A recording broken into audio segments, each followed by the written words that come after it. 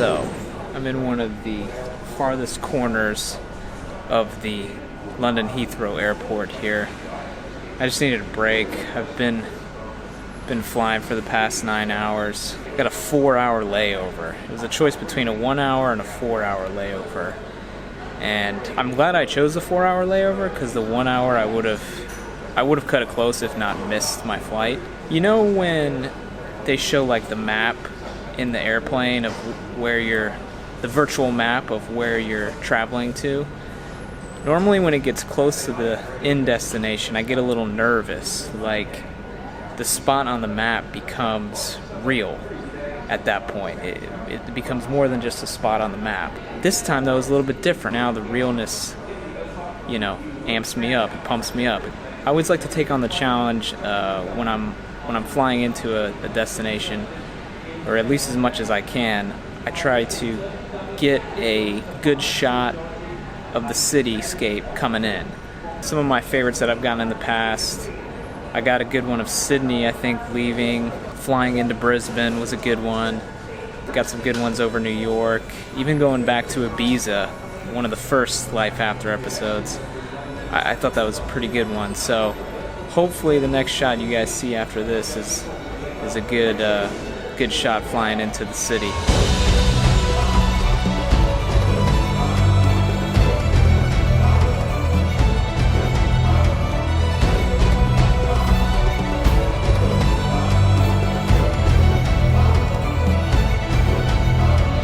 Alright guys, welcome to Dublin.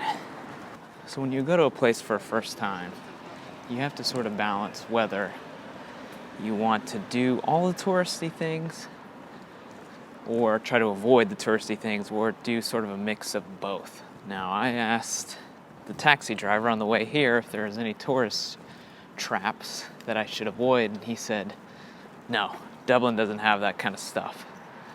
So, with that in mind, I'm headed to maybe the most well-known place in Dublin, and that is the Guinness Storehouse, first thing. Before I get started on this episode, this trip is kind of a special trip for me. Last year I had planned this trip, and then unfortunately my grandmother passed away, so I had to cancel it suddenly. And so, in that sense, this trip is sort of dedicated to her. So before we get started, I just wanted to point that out.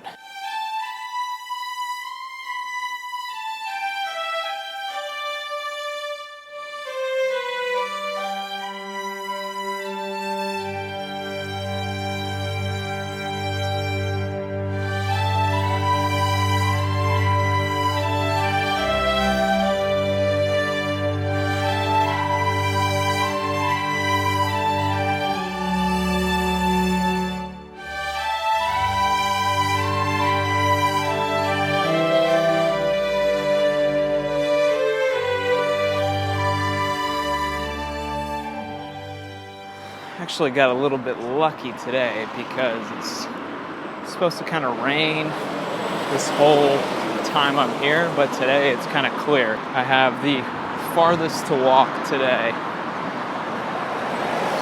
I keep having to remind myself to look left when I cross the street and not right. Although kids, you should always look both ways before you cross the street.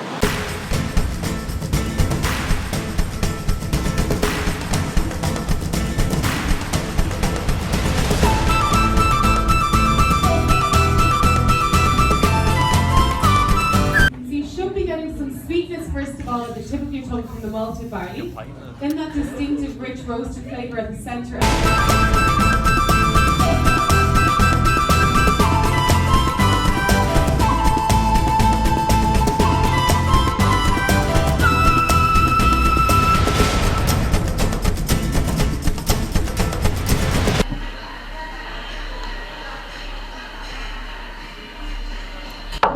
So definitely the highlight of the Guinness tour is when you get to try the Guinness. The gravity bar, which is up at the top, is cool, but just be prepared for it to be very crowded. So crowded that even I did not take a time lapse. But still worth seeing either way. That being said, yeah, Guinness Guinness Factory tour is pretty cool. Next time what I might do is do like sort of the guided tour, like the VIP tour. Otherwise it's sort of like a self-tour, which is cool, but I don't know. I tend to just breeze through things too quickly. I'm about to head back to the room, but before I do, I want to make a stop, see an old buddy of mine. It's me, Mr. James Joyce. My high school English teacher would be proud. Although, if I was standing next to a statue of Fyodor Dostoevsky, he would have said, a little bit too little, too late. I failed that test. But to this day, I would say that Ulysses is the toughest book I've ever read. Read in quotation marks, because I actually listened to the audiobook of it. But A Portrait of the Artist, I did well on that test, so you guys should read that book instead. Shout out to my old English class.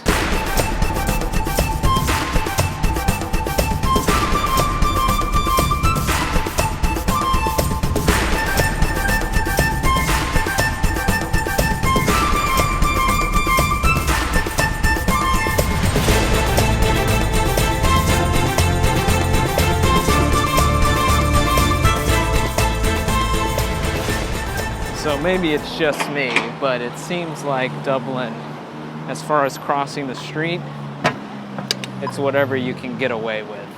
Definitely seen quite a few people go when it said, don't go.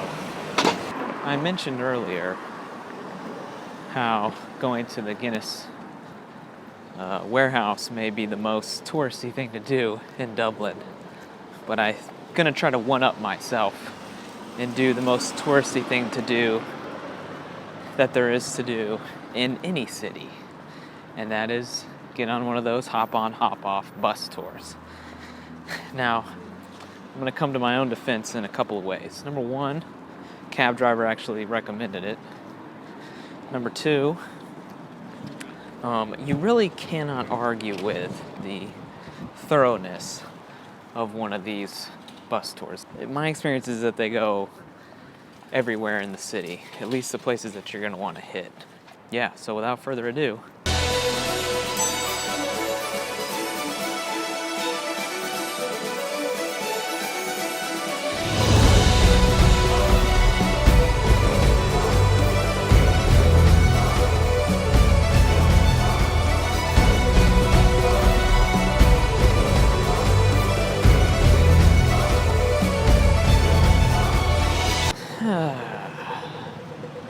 okay, so I think what I learned from that bus tour was that I would consider Dublin more of a walking city than one you want to get on one of these hop-on, hop-off buses and see the whole thing that way. You can do it. I would characterize it kind of like an all-you-can-eat buffet versus a meal specifically catered for you. You're still going to get full eating from an all-you-can-eat buffet, but will you be satisfied with what you're eating? Probably not. So, not that those things are bad, it's just that they just seem very hurried, very rushed. Not my favorite way to see the city, but I've been all over at this point. Phoenix Park was cool. Probably wouldn't have made it up there if I hadn't taken that. But I think I'll try to find some dinner, maybe go to a pub after. All right, so I'm on my way to dinner now. To a place called Crackbird. Hopefully it's good. It's like 8:45. The sun is shining upon my face. So sunset's pretty late in Dublin here. I'm guessing around close to 10 maybe even. I think we've learned a few things. Number one, you should walk Dublin if you're not in a hurry. Number two, the best part about doing the Guinness tour is tasting the Guinness. And number three, sunsets late in Ireland.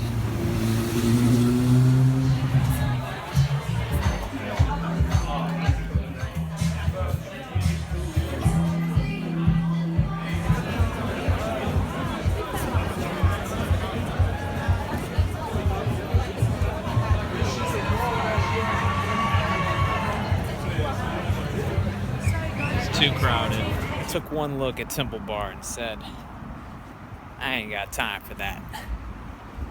I didn't want to like be in a crowd of people just to drink a pint of Guinness. I've done that too many times in my life. Maybe not necessarily for a Guinness, but just generally. So as I sit here at night in Dublin, I realize that time lapses help me to slow down. They force you to sit down, take in the surroundings. You gotta just let it go. And that's what you hear in the background there. I'm doing a time lapse here at night. You know, I know my goal is to talk less about them, but one thing I don't think I've touched on is they make you take in your environment just by their own nature. And a thing that I've realized right now is that these sort of travel videos, they are a partial representation of the trip. They'll never be the full trip. You can't account for the smells, the sounds, all of the sounds, the feel of it right now. It's about 55 degrees. The smells, sometimes that's a good thing.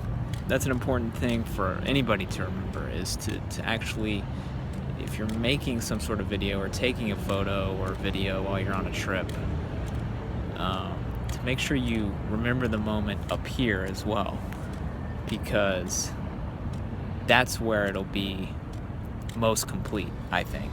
So with that word of wisdom for today, we'll end the video there. See you guys tomorrow.